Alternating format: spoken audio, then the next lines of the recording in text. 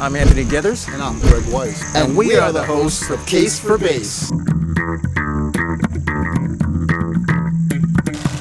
Hey guys, Rob Micucci here, professional bass player and co-owner of the 70s disco tribute band Dancin Machine, and you're watching CASAE-4-BASS.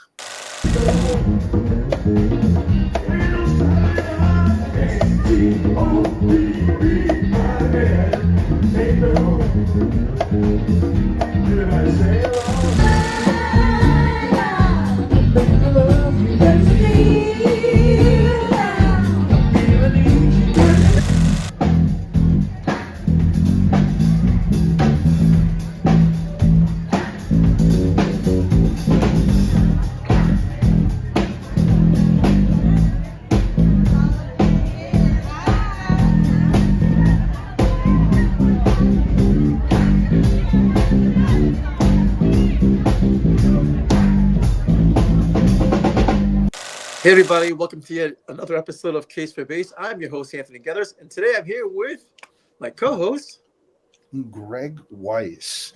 And once again, we have another fantastic episode coming of Case for Bass. And tonight we have Rob Micucci. Is that correct? Micucci.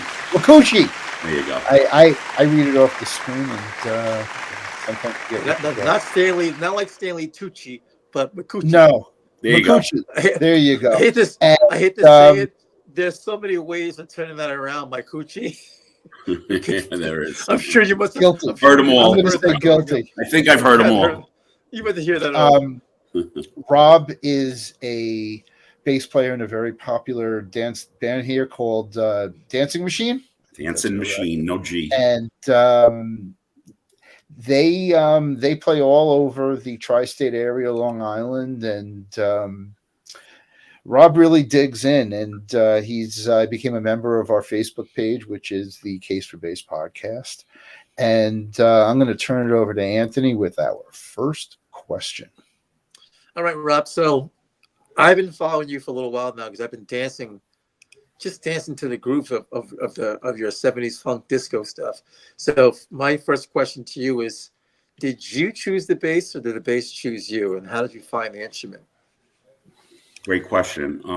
I think I would say that the bass kind of, I don't know, I would think that the bass chose me. I could remember how I discovered that I wanted to be a bass player. When I was a teenager, hanging out with my friends, listening to Led Zeppelin on the boombox. But wait, hold on. We're not worthy. Oh, Jumbo Jones. Whenever you hit a legendary keyword, we always bow. I'm with you. So John Paul Jones is the man. Mm-hmm. So me and my buddy were hanging out, listening to some Zeppelin track, and I hear during the guitar solo, there was like this bass line playing underneath, and I didn't really know what it was. I was like maybe 14 years old. And I asked my buddy, and I was like, well, what's the instrument that's going dome, dome, dome, dome, dome, dome, dome? And the guitar's riffing over it. And, most guys would be attracted to the guitar or the drums.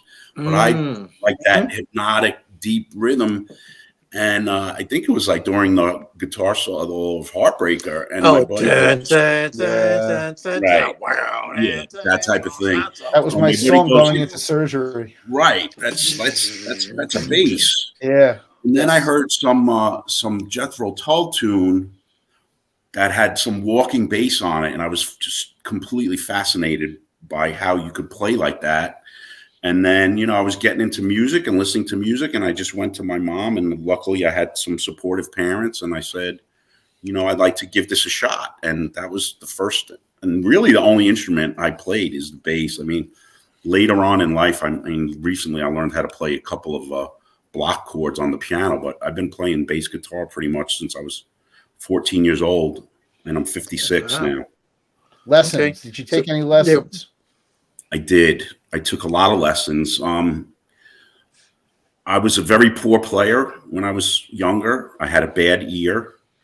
I was very sloppy, and I thought I wasn't. And then I saw some, I guess, real people play, and I realized, oh boy, I have to get my stuff together. So through a friend, I was referred to an excellent local teacher and player named Gregg. I don't know if you guys are familiar with him, from New Rochelle. You Not familiar with Gregg? Greg. No, we're going to say we're from Rockland. So Okay. So there were about 5 names I was expecting. I didn't hear one of them. I hooked up with Gregg. Gregg had, he was an upright player and an electric player. He was very accomplished. He studied jazz, and he could play, classical with the bow arco style, and he played upright, and he was a local electric player, and he took me under his wing, and he basically said, hey, if you want to be a good player, you got to work hard, and basically I'm going to start you from scratch. And I was probably like 20 years old at the time, and I was so upset that I sucked. And then I was like, all right, I want to be good. So I had to put in my my 10,000 hours, No, so that's what it takes. It's what it's all about. That's how I did I it. also And there was noticed. sure. I also noticed that you're a lefty. Like you Yes. play, yeah, that was really something that I caught. It's so, I hate to say it, man. I've seen you perform many times with Dancing Machine, Yeah. but until we started doing the podcast, is when I really paid close attention to the fact that you were a lefty there. Because now I'm focusing on getting bass players. So Gregg and I were like, hey man, we need content. So now I'm with my lady. We go, let's go out and hang out. And then I'm like, shit, this guy's playing lefty. Because I'm not even thinking of the bass at the time. I'm just thinking about dancing and having fun. Then I see that you're playing lefty. And then you break out into "Ain't No Stopping Us Now." Great line, yeah. So I'm hearing that, and then she was the one who said, "Why don't you ask him to be in the podcast?" And I was like, "You know something? Why not?" Thank you. And thanks to your lady. Well, you make the case for bass. That's where it starts. That's where it's about. Absolutely. And then we hear, how you started, and we'll keep moving on. But the lessons thing is, I took lessons. Anthony gave lessons. That's what I know. I'm pretty sure Anthony's self-taught. Well, I was for the first couple of years, and then I met Professor Rubin, as we know from Rample High School, as an upright bass player.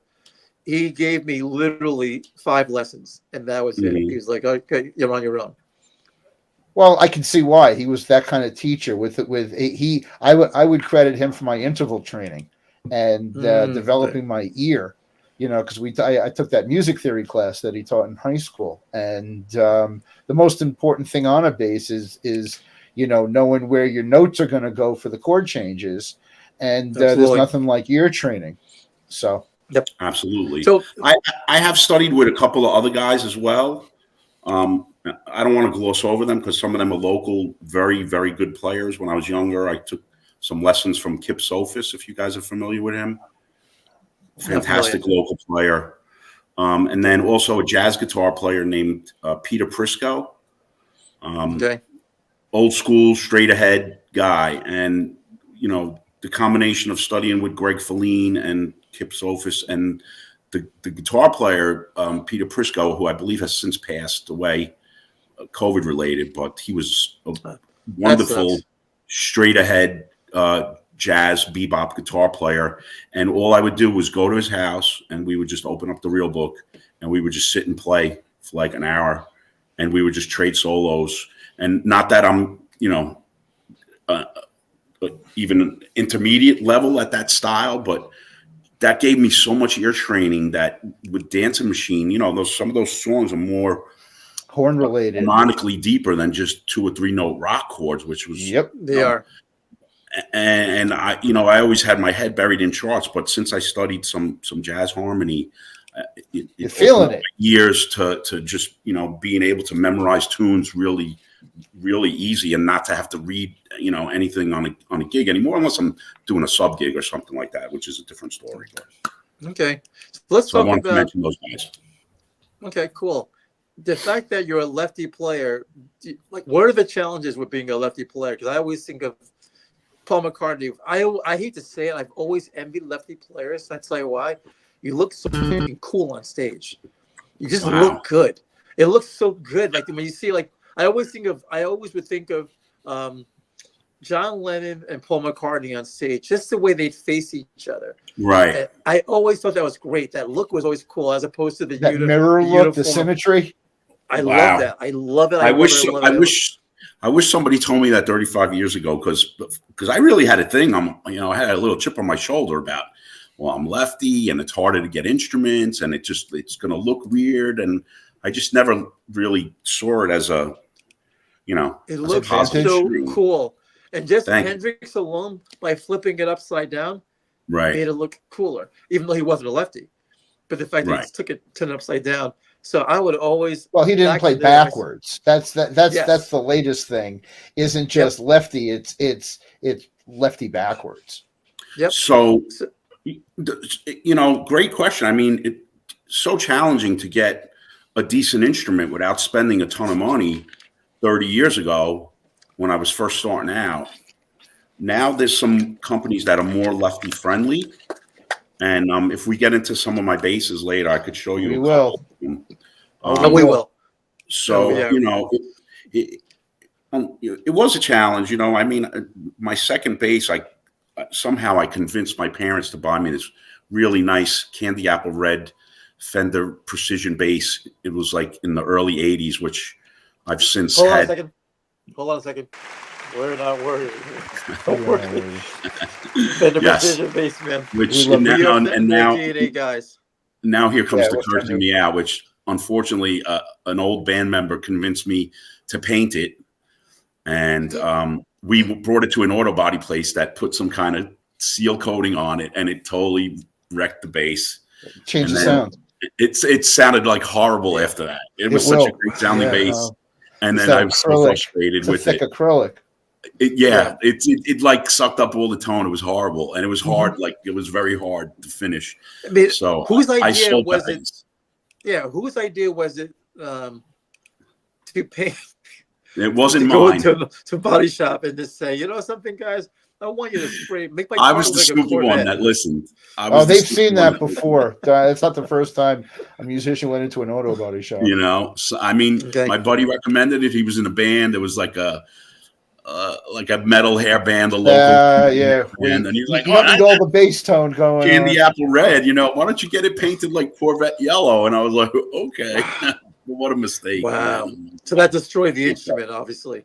It really did screw it up. And then back in those days, and Ibanez was a little lefty friendly, so I had an Ibanez, and I had always modified my basses with aftermarket parts. So I was a big EMGs pickup guys. I had nice. The Fender had EMG. I put a bridge pickup in it. I know Sacred, not and necessarily. I had badass bridge, that kind of thing. They integrated that into their new active setups. They learn. They absorb it. What's that? Yep. Newer technology from aftermarket stuff, because they have the budgets to redesign anything at any time. Right. So, it might not have been in a standard PUP or J bass, but they had, the Aero and a whole bunch of other models that were more, metal centric. Right. Absolutely. Nice. Okay, so what was your first bass that you fell in love with? I mean, obviously you had the Fender, Fender P bass, which your friend recommended that you paint. I'm sticking with that story. It wasn't me. So I had some cheapo bass that was right-handed that my mother had a friend whose daughter was a music teacher, and I wasn't even involved in the purchase. And I had this old horrible amp that was like a keyboard amp. And it was right-handed, the bass, and I tried to play right-handed at first when I started, and then I switched the strings around, and I think that's when I convinced my parents that, hey, this is not working, I got to get a left-handed instrument, and they were generous enough to drop several $100s on a Fender Precision bass for somebody that couldn't really hardly play at all. Well, but this is something that happened in other interviews, is you knew what you wanted, but maybe didn't know why. Or how to achieve it, but yes. It was your gut. It was something that comes out. Absolutely, very guttural. You knew the amp was weak. You knew you had to flip the strings. You knew there was a direction, and you had to find the path. Absolutely. Good for you. Absolutely. It's stopped some people. Yeah. Yes. Well, Yes. and I was more tenacious, I guess, about it, and then more Okay, good We for like you. it. so into Now, it. I did was you just so in love with it. nice? Now, did you follow the path that a lot of musicians follow, meaning that you played in the high school band or orchestra or anything of that nature? No, I never took that path. Um, Okay. I was, like I said, Parties, I was, garages. You yes, were. yeah, more jamming with friends. That's But awesome. Okay. I went to Catholic high school, so there was the only music class I took in high school was music appreciation taught by Mr. Tallarico, Victor Tallarico, who happens to be the father of Steven Tyler from Aerosmith, was my music appreciation teacher in high school. Oh wow! And Whoa, he was that's awesome, dude. wonderful, wonderful man, and What a great very story. open-minded. And he would let us bring in records and listen to what was popular at the time, including his son's band and Led Zeppelin and Iron Maiden was a big influence for me when I was younger. And He said Iron Maiden. Steve Harris. Steve Harris. We're not we're not worthy. We're worthy. not worthy. And Totally Steve Harris. We're into it. he was a wonderful blues and classical piano player. So he would play. So I did have an appreciation for that without really realizing it. And then also I was, even when I was a little kid, because my family is not musical at all, I was always a fan of Elvis. And Okay. later on, I Very think maybe like shift. I was in the 7th or 8th grade, and the Blues Brothers would be on Saturday Night Live, and I would be standing in front of the Nice. TV with my little cassette recorder with one Done. speaker, telling my mother, "I want to tape this. I love this. This is good stuff." But I didn't realize that I was a fan of the blues. And then when I started taking lessons, then I worked my way through the blues.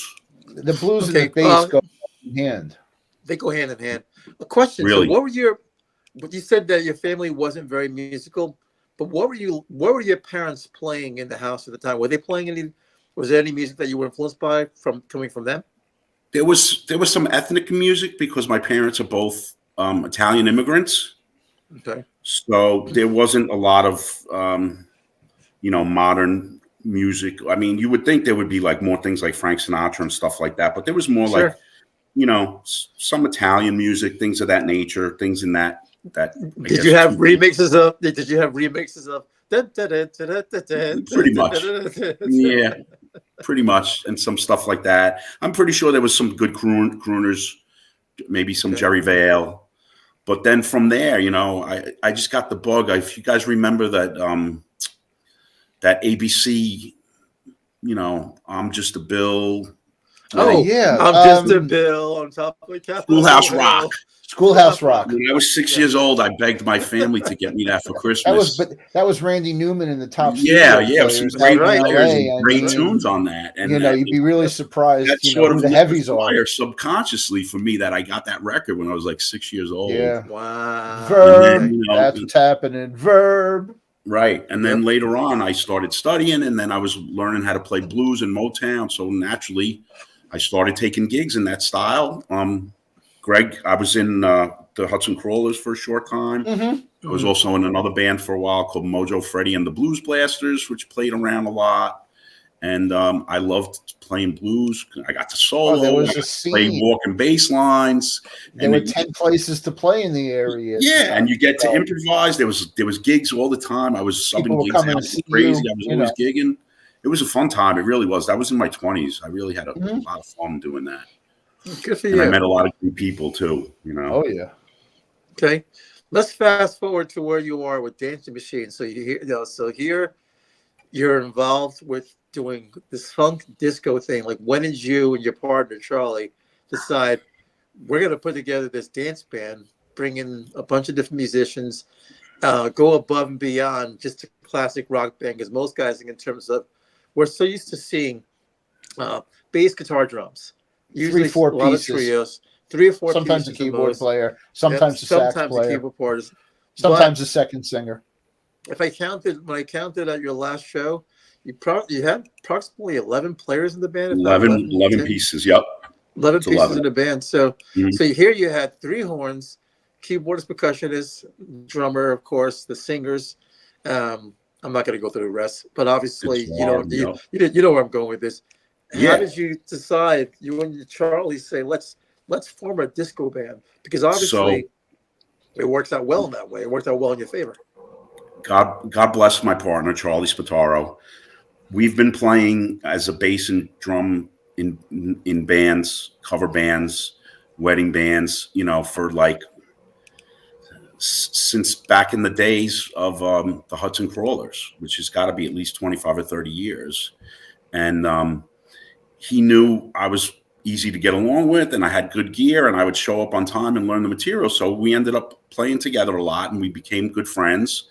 And one day we had just been playing local bar bands, making $500 for 4 or 5 people playing classic rock. And we've been doing it for 20 years. And we both got sick of making $100 on a gig.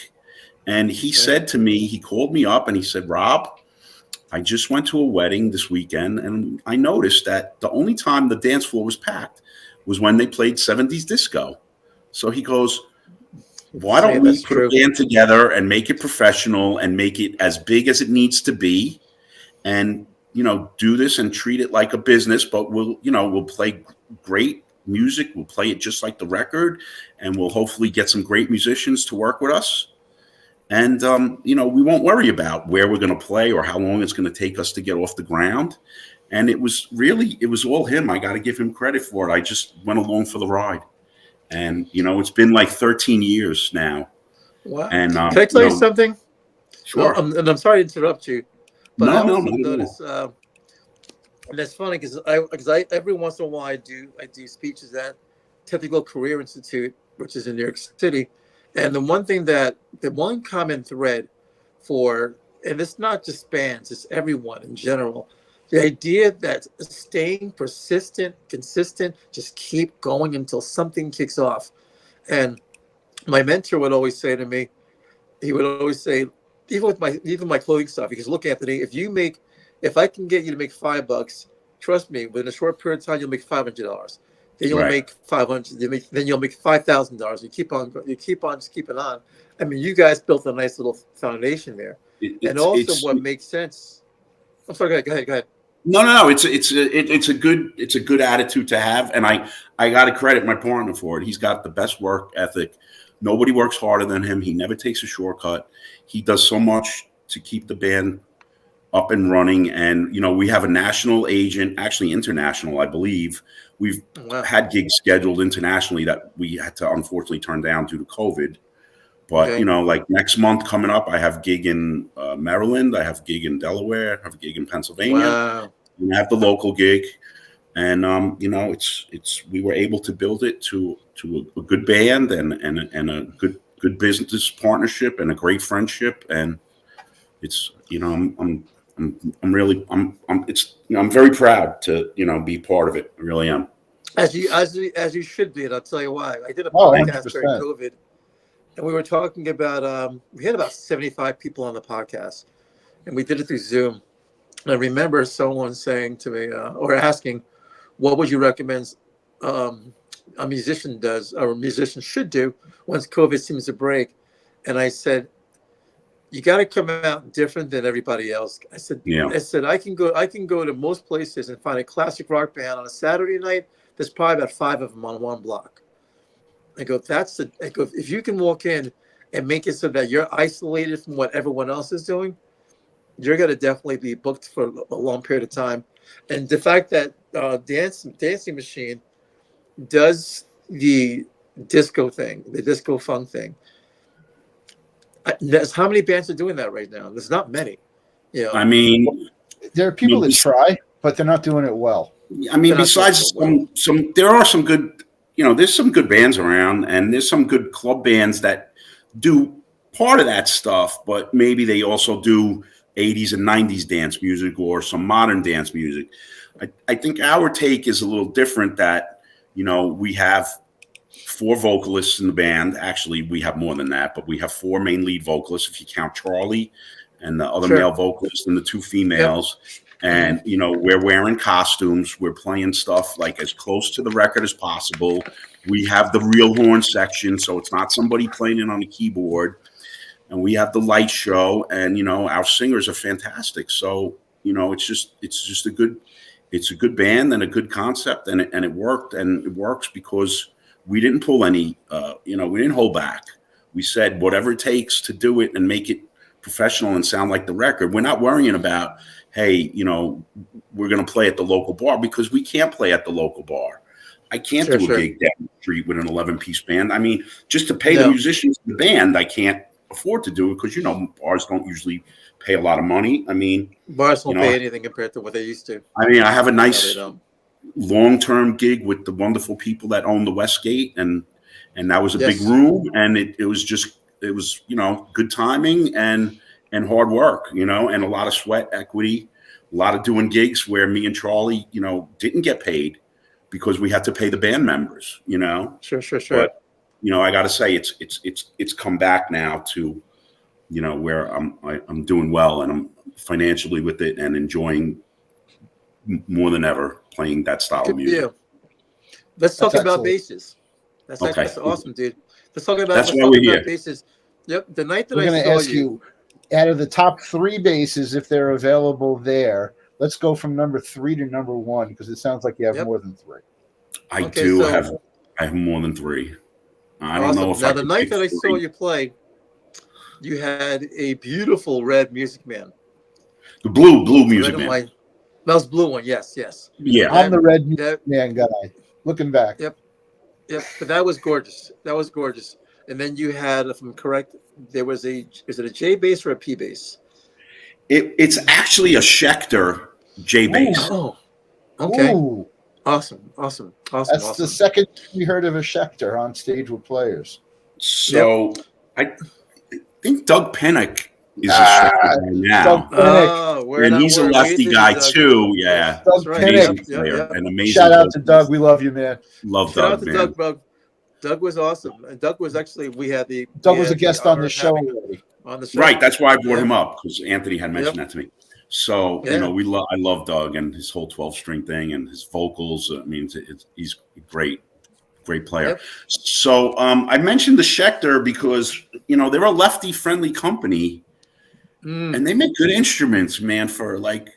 I bought that bass that you saw, Anthony. It's a Seafoam Green. I got it here. I wanted a passive jazz-style bass with a maple neck to do like fly gigs and travel gigs where I didn't want to bring one of my expensive Fenders out.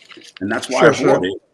And the bass is a monster, man. I mean, if I slap on this bass, it's the easiest bass I have to slap on, and it comes through like every mix, unbelievable.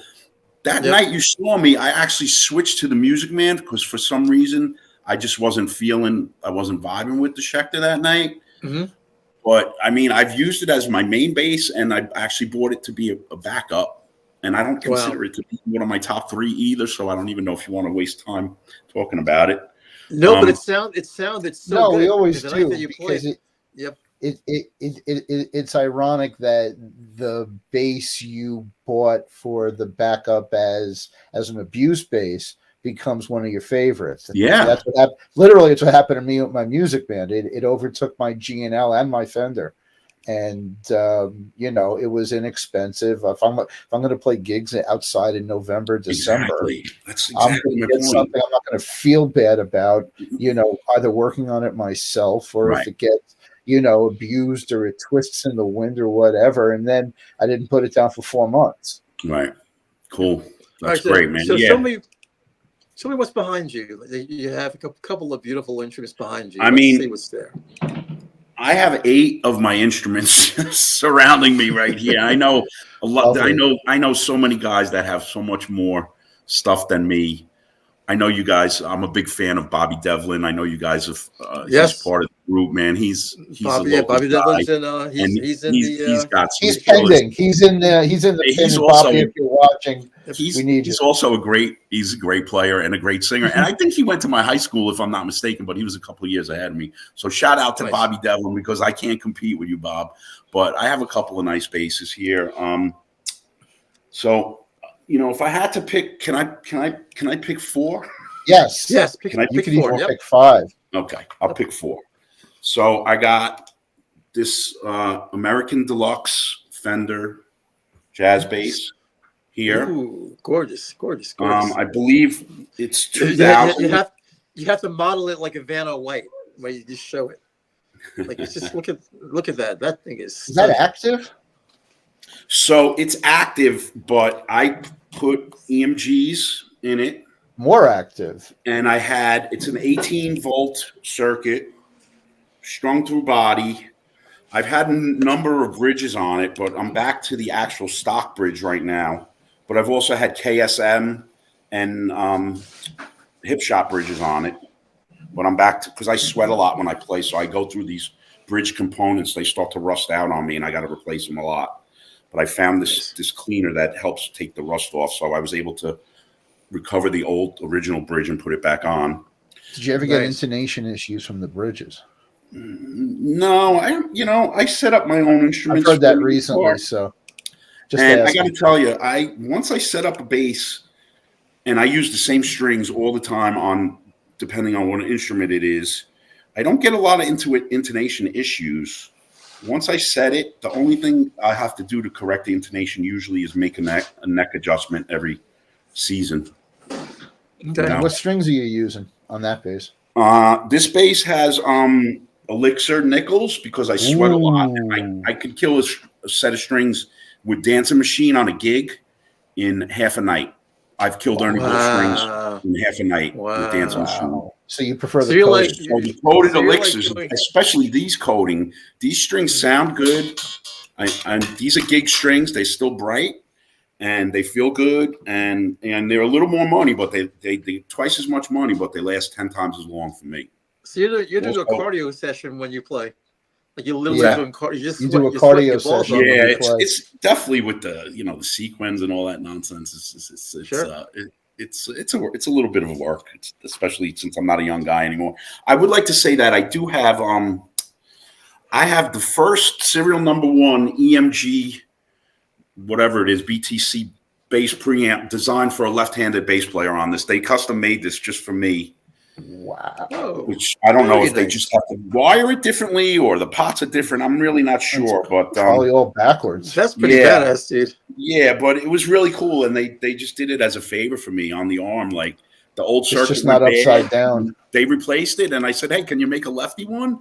And I got the box, and it's got the serial number 1 on it, and I was like, "Oh, this is pretty cool, man." That's really cool. Nice. So this is this is definitely one of the main guys. This is one of the main Dancin machine instruments. I do tend to favor Fender style instruments. Nice. Okay. We believe. We'll go to the next one. I don't know if you could see this.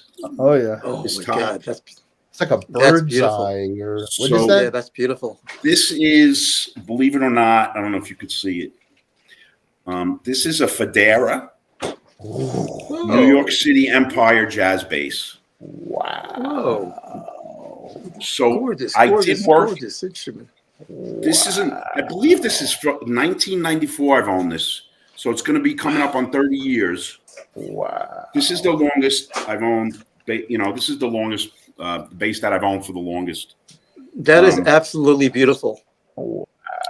And I'll tell you what, find it? Still plays and sounds great. So I had been working in Sam Ash. Some good bass players were playing, working there with me, and we were always talking bass stuff. Which one? I had a buddy of mine. What location? White Plains. Okay. And my buddy, also local bass player, great player, nice guy, JC Alza. I don't know if you're familiar with him. You should check him out. He's an excellent player. Plays a lot locally in Westchester. Okay. He's a big, he turned me on. He's like, "Oh, you got to check out this Federa." So I would go on to the website, and I saw they had a lefty on there, and I go, "Man, that's great!" But it's like a, $3,000 instrument, $1 million, really struggling to get by. There's a working bass value. But if you could see, what kind of strings are on there anyway? What's that? What strings? What kind These of are strings? Black Beauties. Yeah. Oh, DR strings, Blakes. Yep, DR strings. Black They're a coated string too. They're not as they don't have the same coating as the Elixirs, but they still sound pretty good. I still gig this bass. So it could go active, passive. It's all boost circuit. It's like an old circuit. I've actually had, this is probably like the 5th bridge I've had on here, but still sounds and plays great. and it had a little ding on it from when they shipped it out to a NAMM show.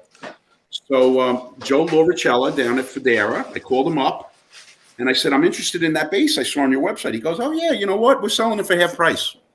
I said, okay. Whoa. I'm down with my credit card. price. I put a down payment on it, and I let it sit. Wow. And I never picked it up. I didn't pick it up for like months. Months went by, and I'm like, I'm never going to That's have a the money great to story. pay for this. Whoa. So I just, one day I just said, you know what? I'm just going to pay it off. And I went down there with my credit card, and Joe from Federa, Joe Lauricella and Vinny Federa, they sat with me. They set the bass up in front of me. I mean, I've had it plecked there. Wow. You know, I've had guys tell me it's not a Federa because it doesn't have the Federa logo. But this was when they were making these jazz style basses for a while in the 90s. And this was before they even put the Federa logo on it. This is 100 Wow. from the Federa company, made by them. And I picked it up right in the Federa factory in Brooklyn. Wow. What a find. Been there several times. A round of applause for the Federa. You get a round of They make applause. some That great was stuff, nice. man. They really make some nice stuff. Yep. All right. And switching number 3 gears. is up next. Number 3 is we have the Whoa. Lefty Stingray. Wow. Stingray. This has what's called the slow special, Yes. SLO special, which is a Yep. narrower neck. It's more like a jazz Narrower bass. neck, yep. Which was Yep.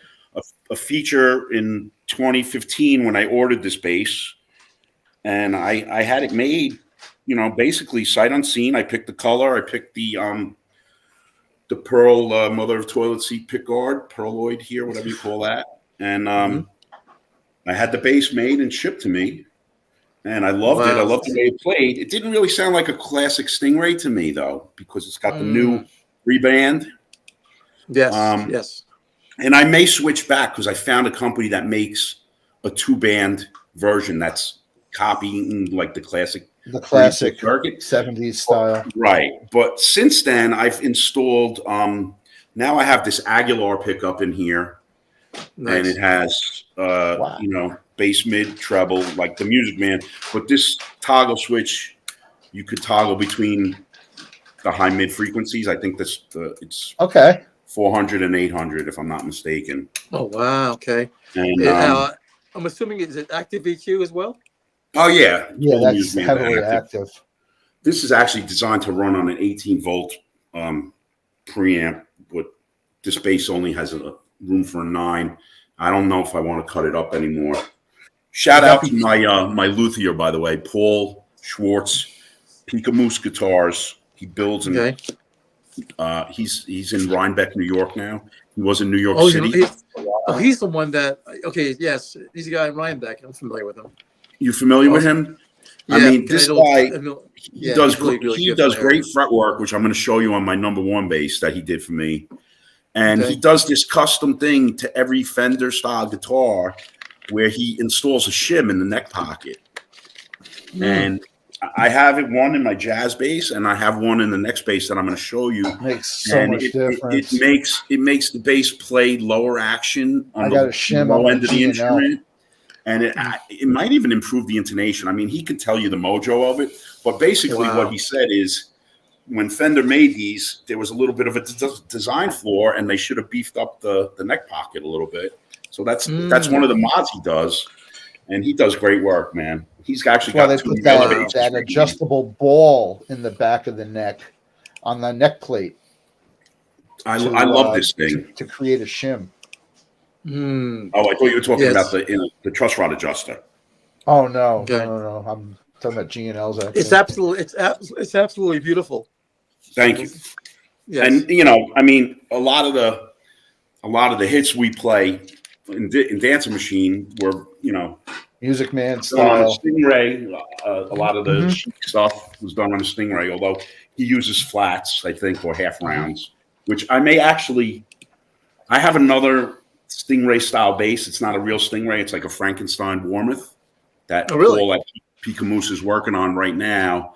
And Okay. I may throw some flats on that one just to go back and forth and keep it a little more authentic. Traditional. Because I am a round guy. I'm a flats guy. I love my flats. Are you?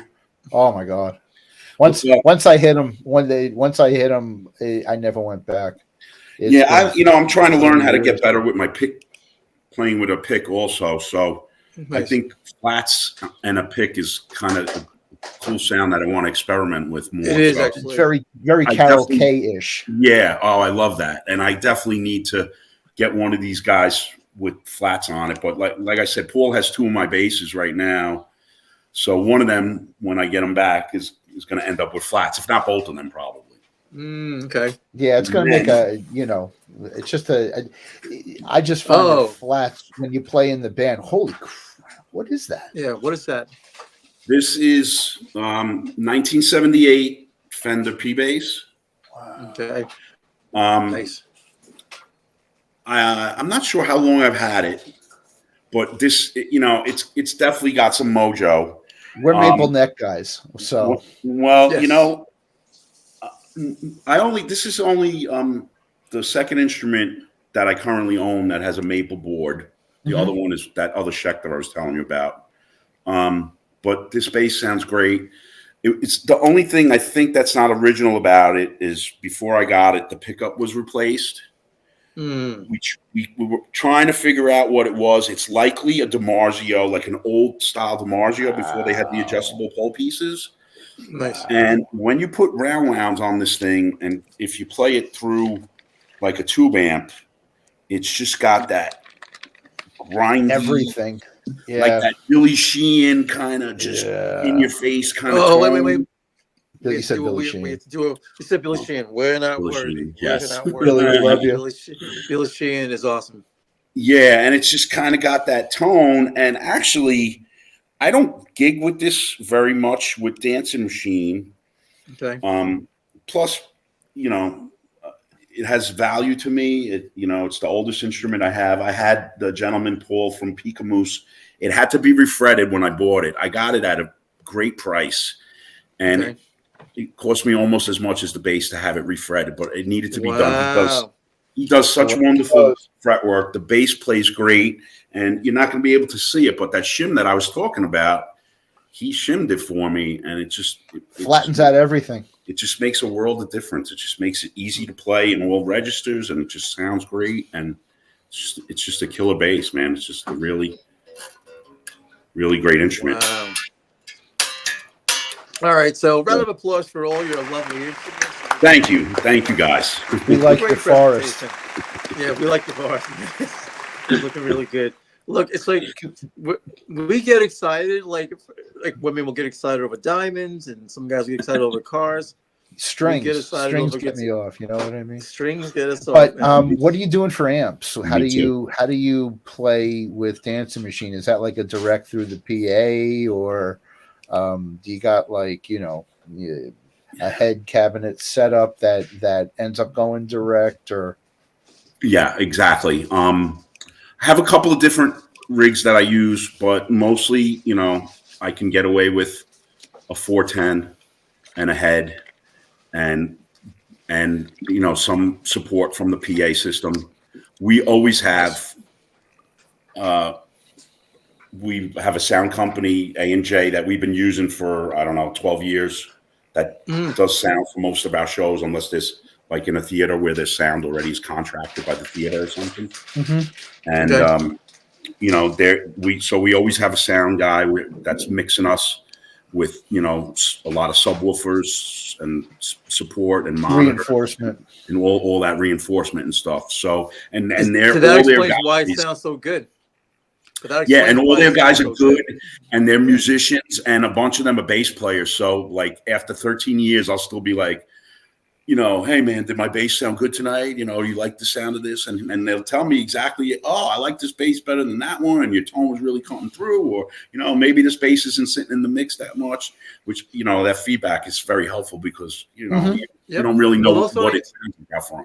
I want to add on to that, because the night that I saw you perform, and I was listening to your bass tone, I was like, man, these guys, whoever's doing the mixes, these guys understand bass. They understand. They just did a great job at it, because it was, of course, me. If I can get away with it, I don't want it to be the loudest instrument on the stage.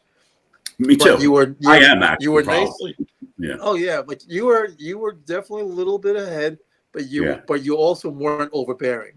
Like you Yeah. weren't trailing out the vocalist, you weren't trailing out the drummer. Obviously, you weren't killing off the drummer sound, you weren't trailing out the rest of the musicians. It just sounded really, really good.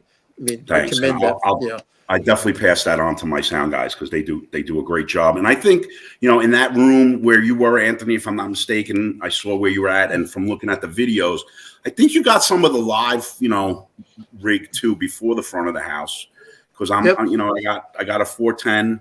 I'm using can you guys see this or no? Oh, nice cat. Hey, cat. Hey, nice cat. What's up, dude? Hey, Jezebel. There you go. She loves. She's. I call her. You hit the triple prize tonight. The queen of bass. She loves all my bass stuff. So on that gig, I was using my my Epiphany, the old one. I think it's the UL 502 2-channel. Nice. Before they made all the really small Class D stuff that everybody's using now, which I'm not a huge fan of. But I don't want to carry an SVT around either. So I use that. No. 2 channels. On small gigs, I'm using like a Boss ME50B, just like a little, midline pedal board, just to give me a little compression and a little chorus. And believe it or not, I actually play with some overdrive a little bit, whether I get okay. amp or pedal. It adds color. Yeah, I feel like it just does. makes it's nice, and I don't have to like play louder. Mm-hmm. Well, you don't. Which is what I would normally do. So if I just add, I love the MXR, the M80 box. It's a bass preamp and DI, and it has an overdrive channel. I have it on like my analog board. And even for a while, I was in the Tom Petty tribute band, and I just left that thing on all the time because the bass all the time. So nice. I found that love with an MXR phaser, actually. Yeah, I have to replace mine. Actually, mine is on the Fritz, but I love the fade. I love that for the my phaser. It gives me this earthy overall feel good groove. Cool. That when I don't have it, I'm still looking for it because it makes this subjective wave in the crowd. Yeah, awesome. All right, I love the phaser. Let's talk about. This is gonna be your last question, actually. Okay. Probably 2 or 3, but it blends in. It always blends in with us. So, what would you say to an aspiring young musician who loves the idea of becoming a professional bass player? Like, what are the words of wisdom you might give to that person?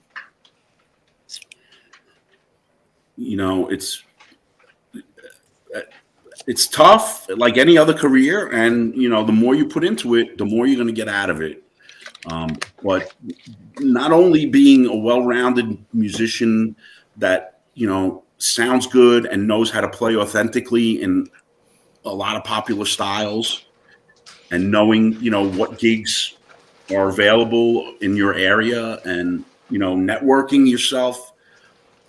But I also find that there's a lot of guys that are really good, and someone's got to get the gig. And who's going to get the gig if all the guys are at the same level that are really good or really great players? The guy that's going to get the gig is the guy that shows up on time, the guy that's prepared, the guy that has a backup instrument if something happens to his instrument. He's there early. He's going over charts. Maybe he's contributing in other ways, singing backup vocals or doing some arranging. So it's those other intangibles besides being an excellent musician that you have to, network yourself and put yourself in a position to be successful. I mean, I know, I always have a joke, a lot of the best musicians are cab drivers because they don't have those other intangibles to get their shit together. They just think, hey, I'm a badass, whatever, fill in the blank guitar player. I'm going to show up on the gig and I'm going to piss off the leader, or maybe not learn songs, or solo longer than I need to solo. That doesn't work anymore. Not that it ever has. Yeah. You can't do that. Not that it ever has. Even for my gig, man, I'm like, I get 2 solo spots, and I'm not a particularly good soloist or have a ton of chops. And I'm figuring out ways to put bass lines from other tunes that people will recognize in as part of the solo thing. Like, for instance, in the Chic tune. Well, you did that with Another One Bites the Dust. And right, like I stick that in, or I might stick in Thank You for Letting Me Be Myself or something like that, instead of doing some crazy, fast, sloppy solo, which is what I would Can I tell normally. you something? Victor Wooten once said, he goes, those ridiculous solos. He's like, actually, he was doing a seminar, and one guy in the audience asked, "Why is it that all of a sudden the audience comes to a screeching halt when I do a bass solo?" And he goes, "Do you do all these fast notes without the drummer?" He says, "You lose the groove." He goes, "Well, yeah." He goes, "I can't blame them." He goes, "You're there to serve a purpose. You're there is to do a job. You're there to keep people dancing. That's your job." He goes, "Why are you setting it up so that you do the solo? It's all about me, me, me, me, me, me, me." And then the dance floor is all like, "No, no, no, no, no, no, no. We're Yeah. not dancing anymore. We don't care No. about you. We want to dance." So I That's actually, I'm okay with people when they don't do these long drawn out solos. I really am, especially at a dance event. Yeah, that is very yeah. true. I think you hit it on the head. Right there. I mean, people want to dance. They don't want to hear fast bass playing. Yeah, Unless listen, if you have your niche, Billy Sheehan or Jeff Berlin or Victor Wooten, whatever awesome player that has a lot of chops that you like. But when you go see those guys, the good guys, the guys that work with everybody, the Marcus Millers, that Right. separates himself from the local Exactly. player who's not getting a Groove is the number one is because task. yeah, he'll go and groove and not overplay on the song, man. I mean, I see guys locally that are great players and they're playing, I don't know, George Benson groove, and they're playing all these licks in between the bass line, Phil, or something. yep. And I'm like, I would never hire you to be my bass player in my band. No. Never. Well, also Yeah. bear in mind what You're, makes Marcus Miller unique, because Marcus Miller is also a producer. that's true. That's Right. there's a big difference in that. A When you're a common theme here producer, is you got to play to the song. Right. you Well, gotta you play got to the have song. that mindset, whether you're a producer or not. I try Yeah. and bring the mindset of a producer. How is this going to sit with the vocals? Am I playing too loud? Does my bass sit good in the mix? Am I grooving with the drummer? Am I Mhm. playing too busy? Should Yep. I be playing less here? I mean, it's dictated for me because I'm taking what's off a record, but I have a Sure. little bit of leeway in some parts to do certain things. Maybe not as much as some other gigs. Well, you're lucky enough to have people in your band that stick to the page, as opposed to being like a free for all, make it up, and hopefully it'll sound like the record you're trying to cover. Well, Yep. that's by design, Greg. I must say. Oh, I understand. No, We, I Yeah.